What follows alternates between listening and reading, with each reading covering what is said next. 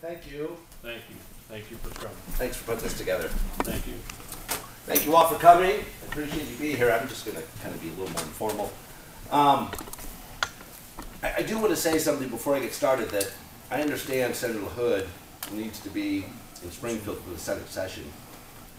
It's worth pointing out that he skipped session Monday and Tuesday to go to D.C. to fundraise with John Boehner's leadership team.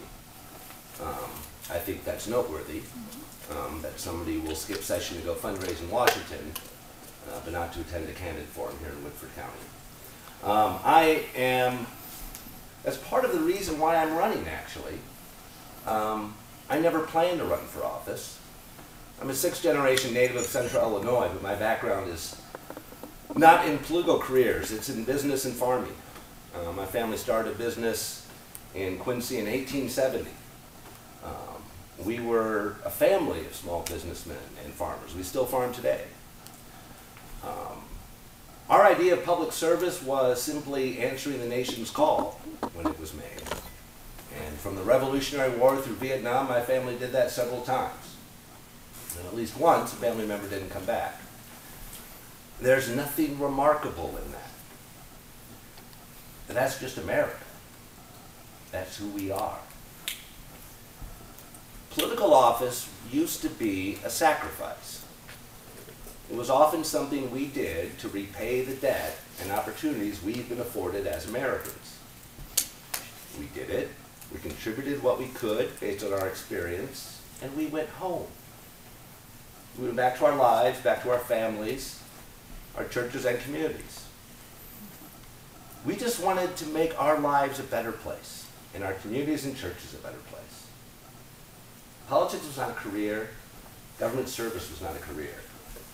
Something fundamental has happened, something that's broken, to where we now have a permanent political class that exists in Washington, often in Springfield, and you know it, it's the same political names over and over, running for different offices, endorsing each other back and forth.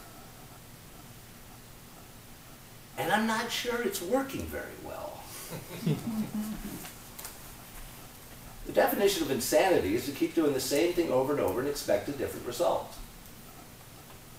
Now, I said I never planned to go into politics as a career. I did go in the early 90s and worked for the House Republican staff in Springfield because there was a new legislative map and there was a chance the Republicans could take over the legislature. There was a Republican governor at the time, and there was a lot of hope that we could do something if we won the map. My job, I didn't realize what a thankless one it was to challenge Democrat incumbents and defeat them.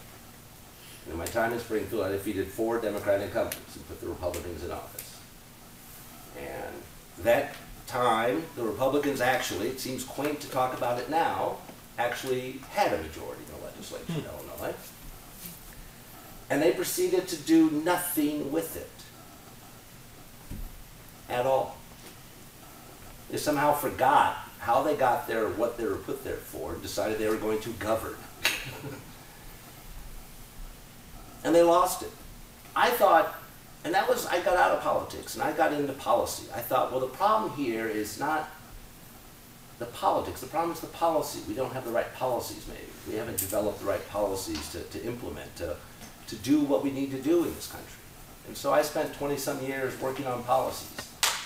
I was legislative director for the American Legislative Exchange Council, which is a nationwide association of conservative state legislators, and fought long and hard for conservative policy reforms all across the country. And we passed them in a lot of states, and unfortunately not many here in Illinois. And around that time, around 2005, I came upon a group called Acorn. And I thought they were just kind of this misguided little neighborhood association of activists who had some incorrect ideas about economics or government. But the more I learned, the more I realized how actually evil they were. They have an organizing manual I got once in which it tells their activists how to set up a new chapter in a community. And there's a lot of actually really good advice in there. I would highly recommend everybody reading it. very good on how to put together a political organization. But the really evil thing in there is that they say, go to a community and find out all the past instances of racial hatred. Any kind of past racial act that happened, whether it's 50 years ago or 100 years ago, and use that. Use that to agitate people, to anger people, to get them rallied. That's evil. When Andrew Breitbart and I joined up to expose the corruption of Acorn, there was the entire media lined against us, all the Democrat Party. But we realized this was too important, that it was somehow corrupting the body politic. And again, I thought, okay, if we can get rid of this, then we can move on and do what we need to do. What's surprising me is about 4 days into the Acorn saga, when we are challenging them and exposing their lies, both Andrew and I got calls from several Republicans, and even conservatives we knew, who said, you're not really going to get rid of them, are you? Because they're really good for fundraising. People know how bad they are, and if they're around, you know, we can, and I'm like, oh, that's not the memo I got. No, we're going to get rid of them.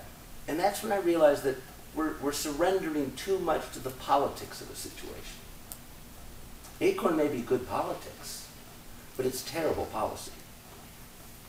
In my time at Breitbart, Andrew and I, again, quaintly thought that if we just stand up to the Obama administration and stand up to the institutional left, and most importantly, stand up to the media, because that's really where our fight is today. It's with the media. That then the Republicans, having learned their lesson, would take back the House, and they would be able to then do what they said they were willing or were going to do. And nothing happened. And then they said, well, no, we need the Senate. If we get the Senate, then we can do all this stuff.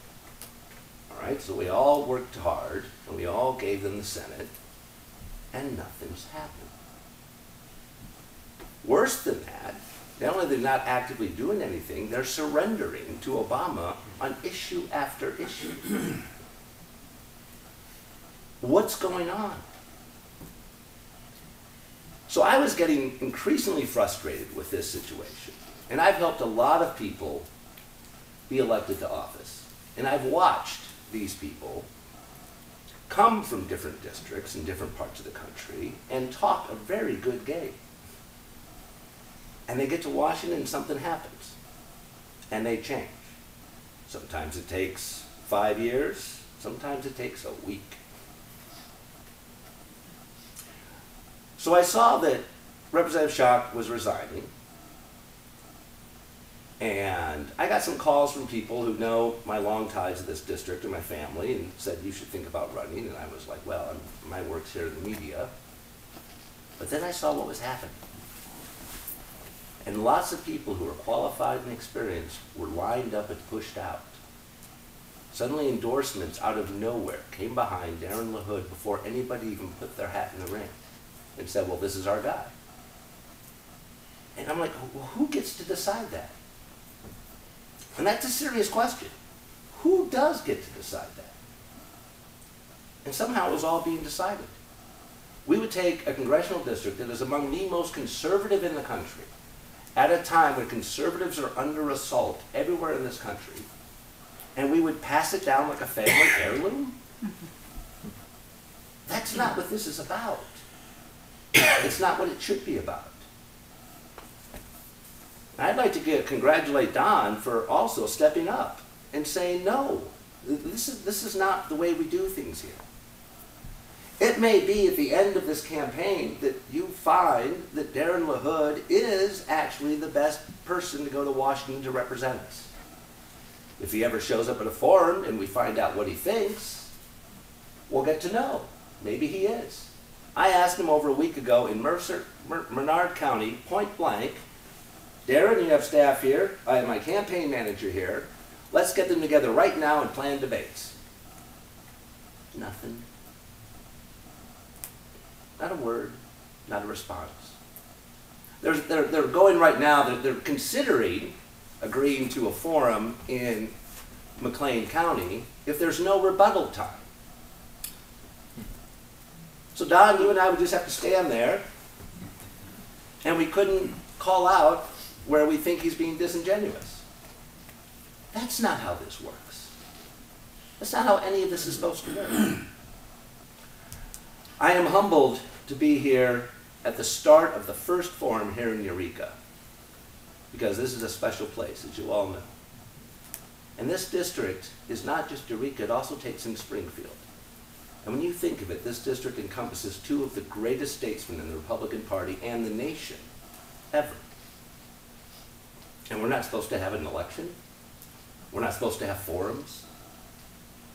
We can't be bothered to explain what we think about issues.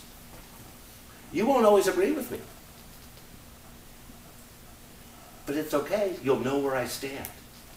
And you'll know why I stand, and you can convince me, and maybe you can't, but the point is we have a dialogue. That's what's important of our system. And after 3 terms, I'm out. It's not a pledge. It's a commitment. Because after 3 terms, I am not going there to be popular. I'm going there to say what needs to be said. I'm going there to make C-SPAN fun again.